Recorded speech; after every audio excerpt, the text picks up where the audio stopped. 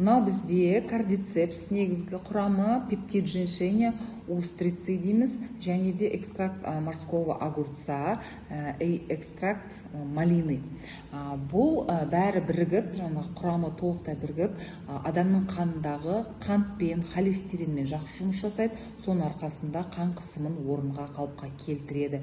Және де бұл жерде бұл травяной концентрированный таблеткалар, оны қабылдаған кезде сізде іштей жасару процесі басталады, гормональный фоныңыз түзеледі, одан кейін мысалы бүкіл гормондар уақытылы табиғи түрде шыға бастайды. Мысалы, ер адамдарда да тестостеронның выработкасын өте жақсы жасайды, соның арқасында ер адамның күші пайда болады. Мужская сила, мужская энергия дейміз, сол қайтып келіп жатады.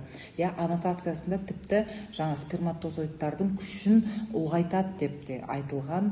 Бұның құрамындағы кардицепс білесіздер, ол табиғи антибиотик, соның арқасында бұл иммуномодулятор болып келеді, иммунитетті өте жақсы көтереді, және де бүкіл воспалительный процестер, денеңізде қандай да бір қабыну процестері болса, вирустар болса, солармен өте жақсы жұмыс жасайды. Ал мынау женьшень адамның ағзасында тамақ қорыту ферменттерін жақсартады, тамақ қорытуға, ЖКТ-ні, ЖКС-ні жөндеуге, сол жүйені жөндеуге көмектеседі. Өте керемет. Ал устрицы деп атқанымыз, именно ол гормональный фонға өте жақсы жұмыс жасайды. Өйткені білесіздер, кез келген нутрициологтар айтады, 30-дан асқан адам устрицы көп жеу керек дейді. Ал оны біз, мысалы, біздің елді мекендерде ондай көп кездесе бермейді, сондықтан осы біздің кардицепс арқылы сол гормональный фонды түзеп алуға болады.